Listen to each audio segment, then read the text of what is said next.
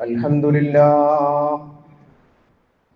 الحمد لله الذي خلق السماوات والأرض وجعل الظلمات والنور نحمد الله ونستعينه ونستغفره ونستهديه ونؤمن به ونتوكل عليه ونعوذ بالله من شرور أنفسنا ومن سيئات أعمالنا من يهده الله فلا مضل له ومن يضلل فلا هادي له وأشهد أن لا إله إلا الله وحده لا شريك له وأشهد أن محمدا عبده ورسوله الذي بلغ الرسالة وأدى الأمانة ونصح على هذه الأمة وجاهد في الله حق جهاده حتى أتانا اليقين اللهم صل على محمد وعلى آل محمد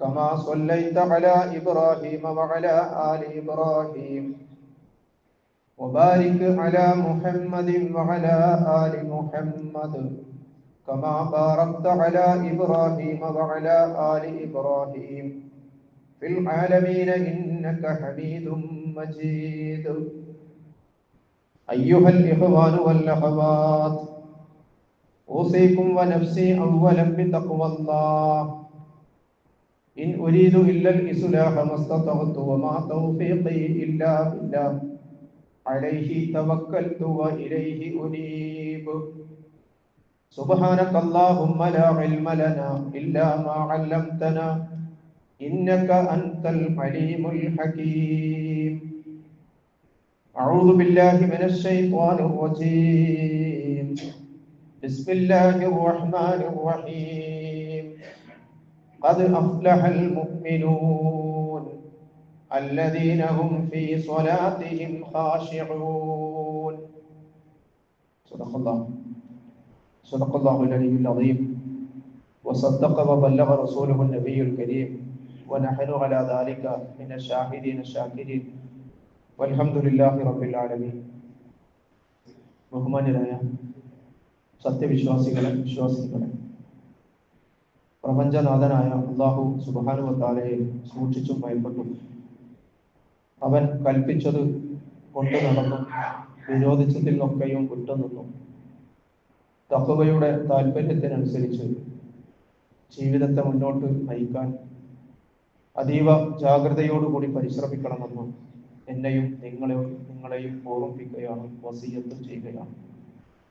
കരുണാവാരിധിയായ അല്ലാഹു സുബ്ഹാനഹു വ തആല നമ്മുടെ ജീവിതം കടന്നു പോകുന്ന എല്ലാ ഇടങ്ങളിലും പടച്ചവന്റെ ഇഷ്ടാനിഷ്ടങ്ങൾക്ക് പ്രഥമ പരിഗണന നൽകിക്കൊണ്ട് നിലപാടുകൾ സ്വീകരിച്ച് മുന്നോട്ട് പോകാൻ, അതുവഴി അള്ളാഹുവിന്റെ സച്ചരിതരായ അടിയാറുകളിൽ ഉൾപ്പെടാൻ, മരണം കലിമത്തു തൗഹീദ് ഉച്ചരിച്ചു കൊണ്ടായിരിക്കാൻ, നാളെ സജ്ജനങ്ങളോടൊപ്പം ഉയർത്തെഴുന്നേൽപ്പിക്കപ്പെടാൻ അന്തിമമായി അള്ളാഹു മുത്തഖീങ്ങൾക്ക് വേണ്ടി സജ്ജമാക്കി വെച്ചിട്ടുള്ള പടച്ചവന്റെ സ്വർഗം അനന്തരമെടുക്കാൻ നമുക്ക് എല്ലാവർക്കും തൗഫീഖ് നൽകി അനുഗ്രഹിക്കുമാറാകട്ടെ.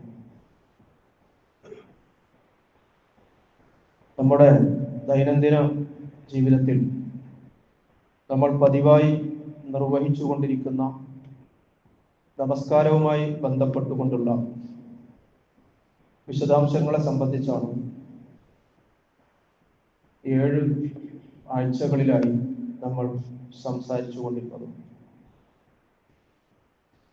നമ്മൾ പതിവായി അനുഷ്ഠിക്കുന്ന ആരാധനകളിൽ അള്ളാഹുവിന് ഏറ്റവും പ്രിയങ്കരമായ അഹബ്ബു ഇലല്ലാഹി തആല, അല്ലാഹു സുബ്ഹാനഹു വ തആലക്ക് റബ്ബിന് ഏറ്റവും ഇഷ്ടപ്പെട്ട നമ്മുടെ നമസ്കാരം ദുനിയാവിൽ അതുകൊണ്ടുള്ള സൽഫലങ്ങൾ നേടിയെടുക്കാൻ, ആഖിറത്തിൽ അതുമൂലമുള്ള പ്രതിഫലവും നഷ്ടപ്പെടാതിരിക്കാനുള്ള നിർദ്ദേശങ്ങളാണ് കൂടുതൽ വിശദാംശങ്ങൾ ഒഴിവാക്കിക്കൊണ്ട് സൂചനകളായി നൽകപ്പെട്ടിട്ടുള്ളത്. ആ കൂട്ടത്തിൽ നമസ്കാരമാകുന്ന ദീനിന്റെ അടിസ്ഥാന അമലിനെ സംബന്ധിച്ചുള്ള അതിന്റെ പ്രാധാന്യത്തെക്കുറിച്ച് നമ്മൾ പറയുകയുണ്ടായി. നമസ്കാരത്തിന്റെ ലക്ഷ്യത്തെക്കുറിച്ച് സംസാരിക്കുകയുണ്ടായി. അഥവാ എന്തിനു വേണ്ടിയാണ് നമസ്കാരം നമ്മൾ നിർവഹിക്കുന്നത്, എന്തിനാണ് അള്ളാഹു നമസ്കാരം നിർബന്ധമാക്കിയത് എന്നതിനെ കുറിച്ച് നമ്മൾ സൂചിപ്പിക്കുകയുണ്ടായി. പ്രധാനമായും ദിക്റുള്ളയാണ് അതിന്റെ ഒന്നാമത്തെ ലക്ഷ്യമെങ്കിൽ, രണ്ടാമത്തേത് നമ്മെ നന്മനിരതമായ ജീവിതം നയിക്കാൻ സഹായിക്കുന്നതാണ്. അരുതായ്മകളിൽ അകപ്പെടുന്നതിൽ നിന്ന് കാത്തുരക്ഷിക്കുന്നതായിരിക്കണം നമസ്കാരം എന്ന് സൂചിപ്പിക്കുകയുണ്ടായി. ആ നമസ്കാരം തന്നെ അംഗചലനങ്ങൾ മാത്രം പരിമിതപ്പെട്ടു പോകാതെ ഖുശൂഅോട് കൂടി, ഭയഭക്തിയോടുകൂടി നിർവഹിക്കേണ്ടതിനെ കുറിച്ചും പറയുകയുണ്ടായി. നമസ്കാരത്തിൽ ഉണ്ടാകേണ്ട മനസ്സാന്നിധ്യത്തെക്കുറിച്ചും സൂചിപ്പിക്കുകയുണ്ടായി. ശേഷം ബാങ്കിനെ സംബന്ധിച്ചും ബാങ്ക് കേൾക്കുന്ന വിശ്വാസികളുടെ ബാധ്യതയെക്കുറിച്ചും പറയുകയുണ്ടായി. ബാങ്കിന് ശേഷം നമ്മൾ നിർവഹിക്കേണ്ട റസൂലുള്ളാഹി സ്വല്ലല്ലാഹു അലൈഹി വസല്ലമക്ക് വേണ്ടിയുള്ള പ്രാർത്ഥനയെക്കുറിച്ചും പ്രവാചകന്റെ ശഫാഅത്തുമായി ആ പ്രാർത്ഥനക്കുള്ള ബന്ധത്തെക്കുറിച്ചും നമ്മൾ ഇവിടെ സംസാരിക്കുകയുണ്ടായി. വുദൂഇനെ കുറിച്ച് നമ്മൾ പറഞ്ഞു. നബി സല്ലല്ലാഹു അലൈഹി വസല്ലമക്ക് നാളെ മഹ്ശറിൽ നമ്മെ തിരിച്ചറിയുവാനുള്ള വിശ്വാസികളുടെ കൊടിയടയാളമാണ് വുദൂ എന്ന് പറയുകയുണ്ടായി. വുദൂഇലൂടെ കേവലം അംഗശുദ്ധി മാത്രമല്ല, ആത്മവിശുദ്ധി കൂടിയാണ് കൈവരിക്കാൻ സാധിക്കേണ്ടത് എന്നും അതുമായി ബന്ധപ്പെട്ടുകൊണ്ട് പറയുകയുണ്ടായി. നമസ്കാരത്തിലേക്ക് പ്രവേശിക്കുമ്പോൾ അതിലേറ്റവും പ്രധാനമായി ശ്രദ്ധിക്കേണ്ട നിയ്യത്തിനെ കുറിച്ച് നമ്മൾ സൂചിപ്പിച്ചു. അതിന്റെ യാഥാർത്ഥ്യത്തെക്കുറിച്ച് നമ്മൾ പറയുകയുണ്ടായി. നമസ്കാരത്തിലെ ഓരോ കർമ്മങ്ങളും, ഓരോ അഖ്വാലുകളും അതിന്റെ അഫ്ആലുകളും അഥവാ നമ്മൾ ചൊല്ലുന്നതും നമ്മൾ ചെയ്യുന്നതും ഒക്കെ മനസ്സാന്നിധ്യത്തോടു കൂടി അഥവാ ഹൃദയ പങ്കാളിത്തത്തോടു കൂടി നിർവഹിക്കുന്നതിനെ കുറിച്ച് നമ്മൾ പറയുകയുണ്ടായി. അതിന് ചെയ്യുന്നതിന്റെയും ചൊല്ലുന്നതിന്റെയും ഒക്കെ അർത്ഥവും ആശയവും മനസ്സിലാക്കാനുള്ള ശ്രമങ്ങൾ ഉണ്ടാകണമെന്നും സഹോദരങ്ങളുടെ ശ്രദ്ധയിൽപ്പെടുത്തുകയുണ്ടായി. പ്രിയമുള്ളവരെ, ഞാൻ സൂചിപ്പിക്കുന്നത് നമ്മുടെ ദൈനംദിന ജീവിതത്തിൽ ഒരുപാട് തിരക്കുകൾക്കിടയിലാണ്, പലവിധ കെട്ടുപാടുകൾക്കിടയിലാണ് 5 നേരവും നമ്മൾ നമസ്കരിച്ചു കൊണ്ടിരിക്കുന്നത്.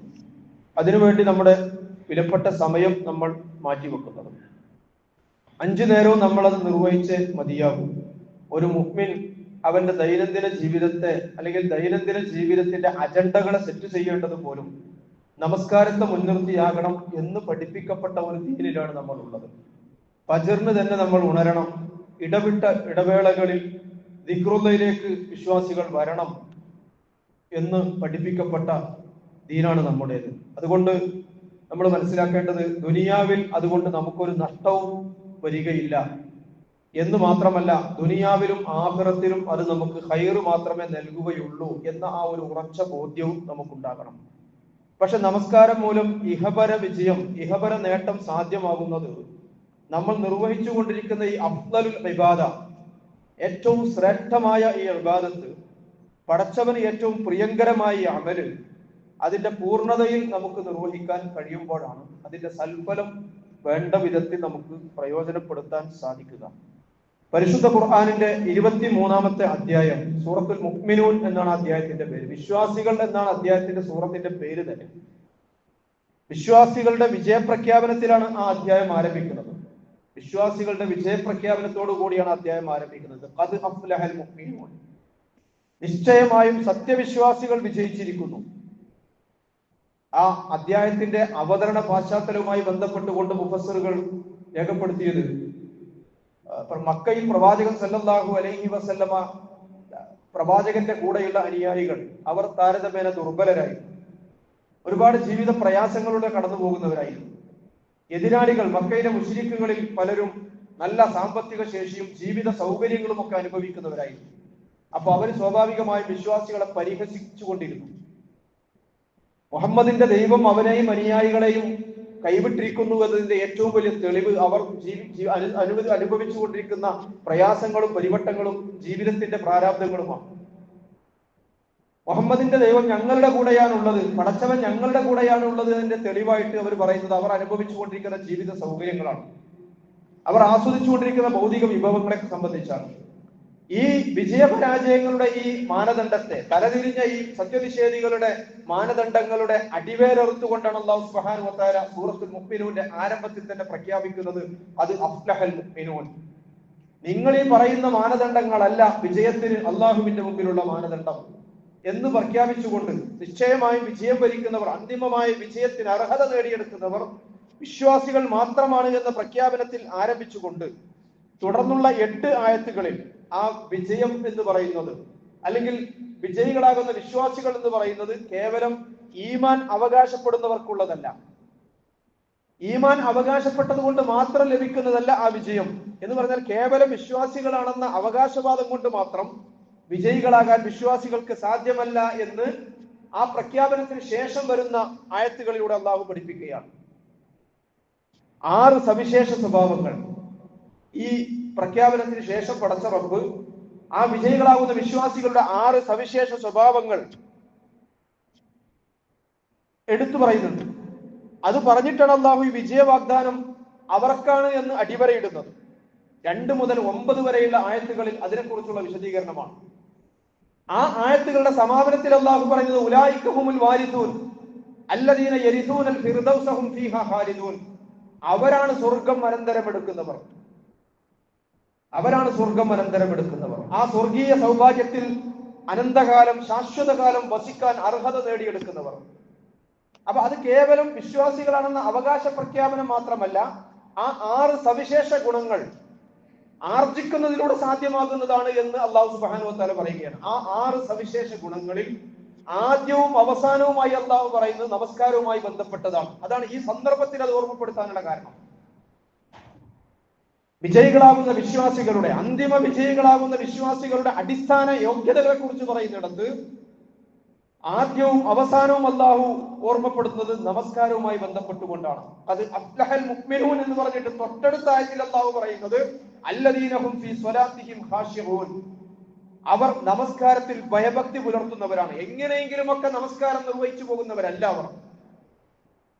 മനമില്ല മനസ്സോടുകൂടി നമസ്കാരം നിർവഹിക്കുന്നവരല്ല അവർ. മറിച്ച് അവർ നമസ്കാരത്തിൽ നല്ല ഭയഭക്തിയോടുകൂടി നിർവഹിക്കുന്ന നമസ്കാരക്കാരാണ്.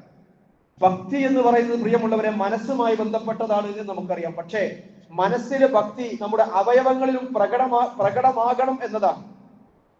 നമുക്കറിയാമല്ലോ, ഇസ്ലാമിക ശരീഅത്ത് നമസ്കാരത്തിന് ചില മര്യാദകൾക്കൊക്കെ അവിടെ പഠിപ്പിച്ചിട്ടുണ്ടല്ലോ. ആ പഠിപ്പിക്കപ്പെട്ട മര്യാദകൾ ഒരു വശത്ത് മനസ്സിൽ ഭക്തി ഉണ്ടാകാൻ സഹായകമാണെങ്കിൽ, മറുവശത്ത് ബാഹ്യമായെങ്കിലും നമസ്കാരമാകുന്ന കർമ്മത്തിന് ഭക്തി ഉണ്ടാകാൻ സഹായകമായ സംഗതികളാണ്. എന്ന് പറഞ്ഞാൽ അനാവശ്യമായ ചലനങ്ങളെയും സംസാരത്തെയും നിരോധിച്ചത് അതിലൊരു ഉദാഹരണമാണ്.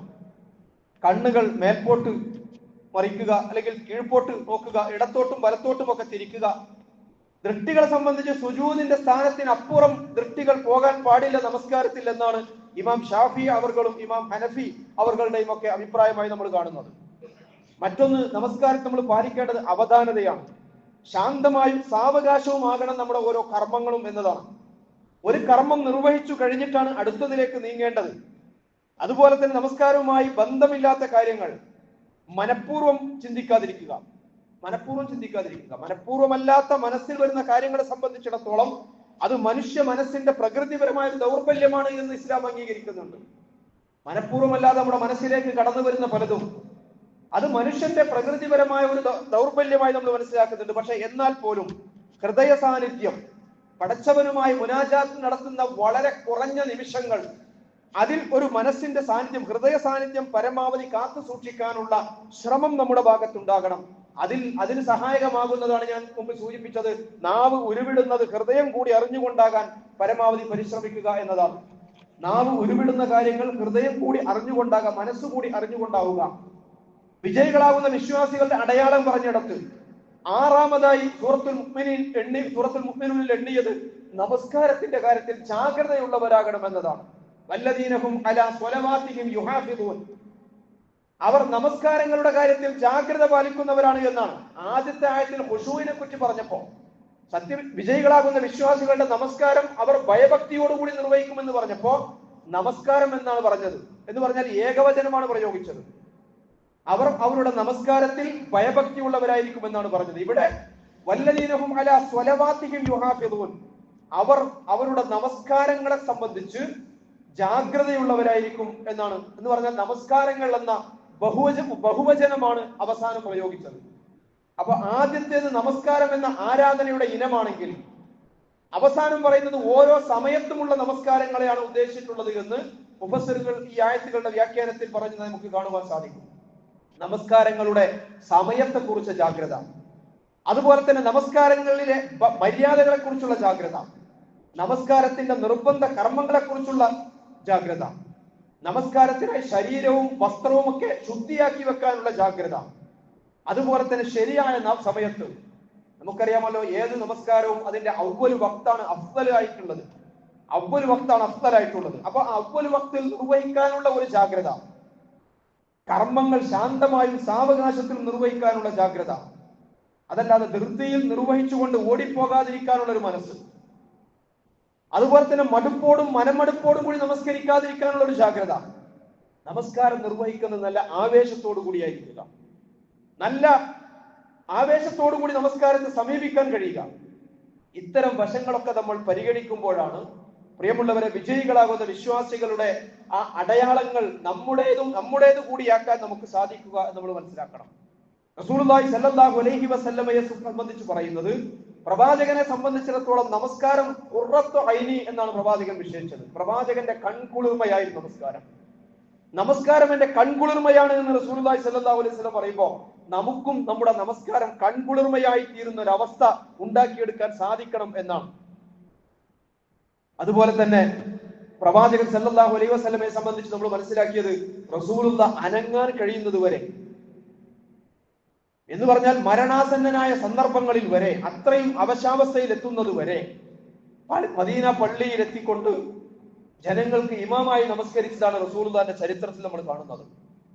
അവസാനം പരിപിടിച്ച് വിറച്ച് പുതച്ച് മരണാസന്നനായി കിടക്കുന്ന സന്ദർഭത്തിൽ പോലും സിദ്ദീഖുൽ അക്ബർ റളിയല്ലാഹു അൻഹുവിനെ ഇമാമത്തിന് നേതൃത്വം നൽകാൻ, ഇമാമ് നിൽക്കാൻ വേണ്ടി ഏൽപ്പിച്ചിട്ട് പോലും മനസ്സമാധാനമില്ലാതെ, വീട്ടിലിരിക്കാൻ നിവൃത്തിയില്ലാതെ, പരസഹായത്തോടുകൂടി മദീന പള്ളിയിൽ എത്തിക്കൊണ്ട് സിദ്ദീഖുൽ അക്ബറിന്റെ പിന്നിൽ ഇരുന്ന് നമസ്കരിക്കുന്ന റസൂലുള്ളാഹിനെ നമുക്ക് ചരിത്രത്തിൽ കാണാൻ സാധിക്കും. പ്രിയമുള്ളവരെ, ഈ പ്രവാചകനാണ് എന്റെയും നിങ്ങളുടെയും ഒക്കെ നേതാവായി നമ്മൾ അംഗീകരിച്ചിട്ടുള്ളത്. ഈ റസൂലുള്ളാഹിയാണ് നമ്മൾ നമ്മുടെ നേതാവായി അംഗീകരിച്ചിരിക്കുന്നത്. ആ പ്രവാചകന്റെ അനുയായികൾ എന്നതിലാണ് നമ്മൾ അഭിമാനം കൊള്ളുന്നത്. അതേ പ്രവാചകനെ തന്നെ നമ്മൾ കാണുന്നത് പാതിരാവുകളിൽ ദീർഘനേരം നിന്ന് നമസ്കരിച്ച് നീരുവന്ന കാലുകളുമായി നിന്ന് നമസ്കരിച്ചിരുന്ന റസൂലുള്ളാഹി സ്വല്ലല്ലാഹു അലൈഹി വസല്ലം. ആയിഷ റളിയല്ലാഹു അൻഹ ചോദിക്കുന്നുണ്ടല്ലോ, എന്തിനാണ് നബിയെ ഇങ്ങനെ പ്രയാസപ്പെടുന്നത്? ചെയ്ത് കഴിഞ്ഞു പോയതും വരാനിരിക്കുന്നതുമായ മുഴുവൻ പാപങ്ങളും അള്ളാഹു പുറത്തു നൽകപ്പെട്ട താങ്കൾ എന്തിനാണ് ഇങ്ങനെ ഇത്രയും പ്രയാസപ്പെടുന്നത് എന്ന് ചോദിക്കുമ്പോ റസൂലുള്ള മഹദി ആയിഷ റളിയല്ലാഹു അൻഹയോട് തിരിച്ചു ചോദിക്കുന്നുണ്ടല്ലോ, യാ ആയിഷ അഫല അകൂനു അബദൻ ശുക്റ, എന്റെ റബ്ബ്, എന്റെ നാഥൻ എനിക്ക് നൽകിയ അനുഗ്രഹങ്ങൾക്ക് ഞാനൊരു നന്ദിയുള്ള അടിമയാകേണ്ട ആയിഷ എന്ന് തിരിച്ചു ചോദിക്കുന്ന പ്രവാചകനെയാണ് നമ്മൾ ചരിത്രത്തിൽ കാണുന്നത്. പ്രിയമുള്ളവരെ, നമ്മളൊക്കെ ജീവിതത്തിൽ അനുഭവിച്ചു കൊണ്ടിരിക്കുന്ന ആ ഒരു അനുഗ്രഹങ്ങളോടുള്ള ഒരു ശുക്രിന്റെ സമീപനത്തിൽ ഈ നമസ്കാരത്തിന് വലിയ പങ്കുണ്ട് നമ്മൾ മനസ്സിലാക്കണം. പ്രവാചകൻ സല്ലല്ലാഹു അലൈഹി വസല്ലം, നമ്മളൊക്കെ ജീവിതത്തിൽ പല പ്രയാസങ്ങളും പ്രതിസന്ധികളിലൂടെയും കടന്നു പോകുന്നവരാണ്. പല അല്ലലുകളും അലട്ടുകളും, മനസ്സിന് പല വിഷമതകളും ടെൻഷനുകളും ഒക്കെ പലപ്പോഴും ഉണ്ടാവാറുള്ളവരാണ്. പ്രവാചകൻ സല്ലല്ലാഹു അലൈഹി വസല്ലമയെ കുറിച്ച് പറയുന്നുണ്ട്, റസൂലുള്ളാഹി സല്ലല്ലാഹു അലൈഹി വസല്ലമയെ എന്തെങ്കിലും ഒരു പ്രശ്നം, ഒരു പ്രയാസം അലട്ടിയാൽ, മനസ്സിന് എന്തെങ്കിലും ഒരു ഹമ്മ്, ഒരു അസ്വസ്ഥത സംഭവിച്ചാൽ, ഇദാ ഹസബഹു അംറുൻ ഔ അസാബഹു ഹമ്മുൻ ഫറ ഇല സ്വലാ, റസൂലുള്ളാഹിനെ സംബന്ധിച്ചിടത്തോളം ഒരു കാര്യം പ്രവാചകനെ അലട്ടിയാൽ, മനസ്സിലൊരു ഹമ്മ്, ഒരു അസ്വസ്ഥത അനുഭവപ്പെട്ടാൽ പ്രവാചകൻ നേരെ ഫറ ഇല സ്വലാ, നമസ്കാരത്തിലേക്ക് ഓടുമായിരുന്നു എന്നാണ്. വദു ചെയ്ത് റബ്ബിന്റെ മുമ്പിൽ ആ നമസ്കാരം നിർവഹിച്ച് തന്റെ എല്ലാ ആവലാദികളും അള്ളാഹുവിന്റെ മുമ്പിൽ കെട്ടഴിച്ച് എത്തിക്കേണ്ടിടത്ത് എത്തിച്ചു കഴിഞ്ഞാൽ സലാം വീട്ടുന്നതോടുകൂടി പ്രവാചകന്റെ മുഖം ശാന്തമായിരുന്നു എന്ന്. അതൊരു ബോധ്യമാണ്. എന്റെ പ്രശ്നങ്ങളൊക്കെ എത്തിക്കേണ്ടിടത്ത് എത്തിച്ചിരിക്കുന്നു, പരിഹാരം നൽകേണ്ടവൻ അവനാണ്, അവന്റെ മുന്നിൽ ഞാനെല്ലാം എത്തിച്ചിരിക്കുന്നു എന്ന അതിലുണ്ടാകുന്ന ഒരു കോൺഫിഡൻസ് ആണ് ആ മുഖശാന്തതക്ക് കാരണമായി നമ്മൾ മനസ്സിലാക്കേണ്ടത്. ഞാൻ സൂചിപ്പിച്ചു വരുന്നത്, ഒരടിമക്കും കുഫറിനും ഇടയിലുള്ള ഏറ്റവും പ്രധാനപ്പെട്ട വേർതിരിവിലുള്ള മാനദണ്ഡം എന്ന് പറയുന്നത് പഠിപ്പിക്കപ്പെട്ടല്ലോ, ബൈനൽ അബ്ദി വൽ കുഫരി തർക്കു സലാം, കുഫറിനും ഒരടിമക്കും ഇടയിലുള്ള വേർതിരിവ് എന്ന് പറയുന്നത്, വ്യത്യാസം എന്ന് പറയുന്നത് നമസ്കാരം ഉപേക്ഷിക്കലാണ് എന്ന് പഠിപ്പിക്കപ്പെട്ടവരാണ് നമ്മൾ. പ്രിയമുള്ളവരെ, ആ അർത്ഥത്തിൽ അതിന്റെ ഗൗരവത്തെ, അതിന്റെ പ്രാധാന്യത്തെ നമുക്ക് കാണാൻ സാധിക്കേണ്ടതുണ്ട്. നാളെ പരലോകത്ത് നമ്മൾ ചെല്ലുമ്പോ നമ്മുടെ അമലുകളാണല്ലോ നമ്മുടെ അന്തിമമായ രക്ഷാശിക്ഷകൾ തീരുമാനിക്കുക.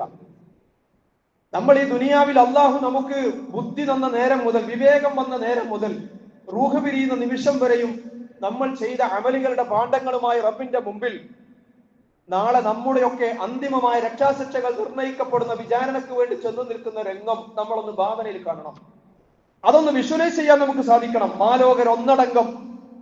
മാലോകരൊന്നടങ്കം തങ്ങളുടെ ഭാവിയെക്കുറിച്ച് ബേജാറായി വിയർത്തൊലിച്ച് വിങ്ങിപ്പൊട്ടി വിചാരണയൊന്ന് നടന്നു കിട്ടിയെങ്കിൽ എന്ന് ആഗ്രഹിച്ചുകൊണ്ട് ഇങ്ങനെ നിൽക്കുന്ന സന്ദർഭത്തിൽ നമ്മൾ ഒറ്റക്കൊറ്റക്ക് അള്ളാഹുവിന്റെ മുമ്പിൽ നമ്മുടെ വിചാരണയ്ക്ക് വേണ്ടി ഹാജരാകുമ്പോൾ നമ്മുടെ അമലുകളുടെ ഭാണ്ഡങ്ങളിൽ നിന്നും ആദ്യമായി അള്ളാഹു വിചാരണക്കായി പുറത്തെടുക്കുന്നത് നമസ്കാരമായിരിക്കുമെന്ന് റസൂലുള്ളാഹി സ്വല്ലല്ലാഹു അലൈഹി വസല്ലം. ഇന്ന അവ്വല മാ യുഹാസബു ബിഹിൽ അബ്ദു യൗമൽ ഖിയാമ മിൻ അമലിഹി സ്വലാത്തുഹു. ആദ്യമായി നമ്മുടെ വിചാരണക്കെടുക്കപ്പെടുന്ന നമ്മുടെ അമല് നമസ്കാരമായിരിക്കുമെന്ന്. ഫഇദാ സ്വലഹത്ത് ഫഖദ് അഫ്ലഹ വ അൻജഹ. ആ നമസ്കാരത്തിന്റെ കാര്യം തൃപ്തികരമാണെങ്കിൽ, അതിനെ ഏറ്റവും മനോഹരമായി അതിനെ നന്നാക്കിയ, നല്ല പോലെ പരിഗണിച്ചും പരിപാലിച്ചും കൊണ്ടാണ് അവൻ വന്നിട്ടുള്ളതെങ്കിൽ ഫഖദ് അഫ്ലഹ വ അൻജഹ, അവരാണ് വിജയികൾ. അവർ വിജയിച്ചു, അവർ രക്ഷപ്പെട്ടു. ഫഇദാ ഫസദത്ത്, അതിനെ കുഴപ്പത്തിലക്കപ്പെടുത്തിയ അവസ്ഥയിലാണ് നാളെ അള്ളാഹുവിന്റെ മുമ്പിൽ ഒരടിമ വിചാരണക്ക് വന്നു നിൽക്കുന്നതെങ്കിൽ ഫഖദ് ഖാബ വ ഖസിറ, അവര് തൊലഞ്ഞത് തന്നെ, അവര് നഷ്ടപ്പെട്ടു, നശിച്ചു എന്നാണ്. അമ്പെ പരാജയപ്പെട്ടവരിൽ അവര് പരാജയത്തിന്റെ പടുകുഴിയിൽ അവർ വീണുപോയി എന്നാണ് പറയുന്നത്. പ്രിയമുള്ളവരെ, നമ്മൾ ആലോചിക്കേണ്ടത് ആ അർത്ഥത്തിൽ പരാജയപ്പെട്ടവരുടെ കൂട്ടത്തിൽ ഉൾപ്പെടാൻ വേണ്ടിയല്ലല്ലോ ഞാനും നിങ്ങളും ഈ ദുനിയാവിൽ ജീവിക്കുന്നത്.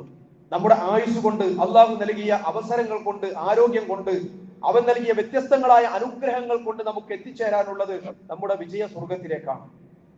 ആ സ്വർഗത്തിൽ എത്തിപ്പെടാൻ സഹായകരമാകുന്ന രീതിയിൽ അള്ളാഹുവിന് ഏറ്റവും പ്രിയങ്കരമായ അയ്യുൽ അമലി അഹബ്ബു ഇലല്ലാഹി തആല എന്ന ചോദ്യത്തിന് റസൂലുള്ളാഹി പറഞ്ഞ മറുപടി അസ്സലാത്തു അലാ വഖ്തിഹാ, നമസ്കാരം അതിന്റെ യഥാർത്ഥ സമയത്ത്, അതിന്റെ അവ്വൽ വക്തിൽ നിർവഹിക്കപ്പെടുന്ന അവസ്ഥയാണ് അള്ളാഹുവിന് ഒരു അടിമയിൽ നിന്നും ഏറ്റവും പ്രിയങ്കരമായ അമല് എന്ന് പരിചയപ്പെടുത്തപ്പെട്ട നമസ്കാരത്തിന്റെ കാര്യത്തിൽ നിലവിലുള്ളതിനേക്കാളും ഒരു സ്റ്റെപ്പ് കൂടി മുന്നോട്ട് കടക്കാൻ നമുക്ക് കഴിയണം. നമ്മുടെ പോരായ്മകൾ നമുക്ക് തന്നെ തിരിച്ചറിയാനും തിരുത്തേണ്ടത് തിരുത്താനും നമ്മുടെ ജീവിതത്തിലേക്ക് ഇനിയും വരുത്താൻ ബാക്കിയുള്ളത് വരുത്താനും നമുക്ക് സാധിക്കേണ്ടതുണ്ട്. പലപ്പോഴും പലർക്കുമുള്ള ഒരു അസ്വസ്ഥത നമസ്കാരത്തിൽ കോൺസെൻട്രേഷൻ കിട്ടുന്നില്ല എന്നതാണ്.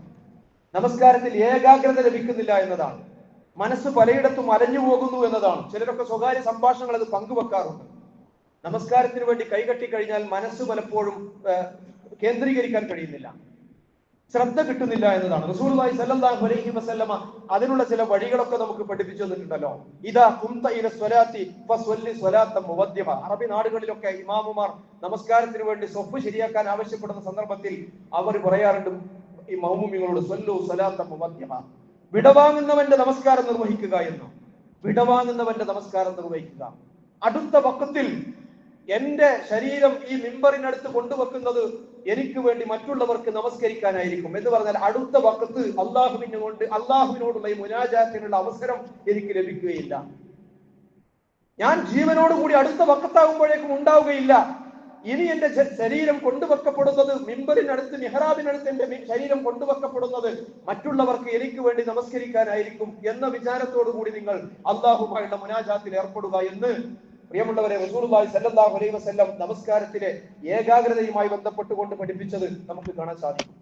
നമ്മൾ മനസ്സിലാക്കേണ്ടത് ഒരു ബാങ്കും ഒരു ഇഖാമത്തും പിന്നെ ഒരു നമസ്കാരവും, ഇതിനിടയിലുള്ള ചെറിയ ഒരു ഇടവേളയാണ് പ്രിയമുള്ളവരെ. ഇവക്കിടയിലുള്ള ഒരു ബാങ്കിനും ഇഖാമത്തിനും ശേഷം വരുന്ന ഒരു നമസ്കാരത്തിനും ഇടയിലുള്ള നിശ്ചയിക്കപ്പെട്ട നിശ്വാസങ്ങളാണ്, നിർണയിക്കപ്പെട്ട വിശ്വാസങ്ങളാണ് എന്റെയും നിങ്ങളുടെയും ഒക്കെ ഈ ജീവിതം എന്ന് പറയുന്നത്.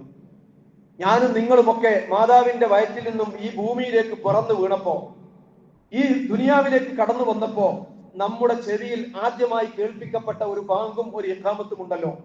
വലത് ചെവിയിൽ ബാങ്കും ഇടത് ചെവിയിൽ ഇഖാമത്തും ആദ്യമായി നമ്മൾ ഈ ദുനിയാവിലേക്ക് വന്നപ്പോ നമ്മൾ കേട്ടത് അതായിരുന്നല്ലോ. ആ നമ്മുടെ ചെവിയിൽ കേൾപ്പിക്കപ്പെട്ട ആ ബാങ്കും ഇഖാമത്തും ഏത് നിമിഷവും മറ്റുള്ളവർ നമുക്ക് വേണ്ടി നിർവഹിക്കേണ്ട ഒരു നമസ്കാരത്തിന് വേണ്ടിയുള്ളതാണെന്ന് നമ്മൾ മനസ്സിലാക്കിയാൽ പ്രിയമുള്ളവരെ, ജീവിതത്തിന്റെ നൈമിഷികതയും നിസ്സാരതയും നമുക്ക് ബോധ്യപ്പെടുമല്ലോ. മയ്യിത്ത് നമസ്കാരത്തിന് ബാങ്കോ ഇഖാമത്തോ പതിവില്ല.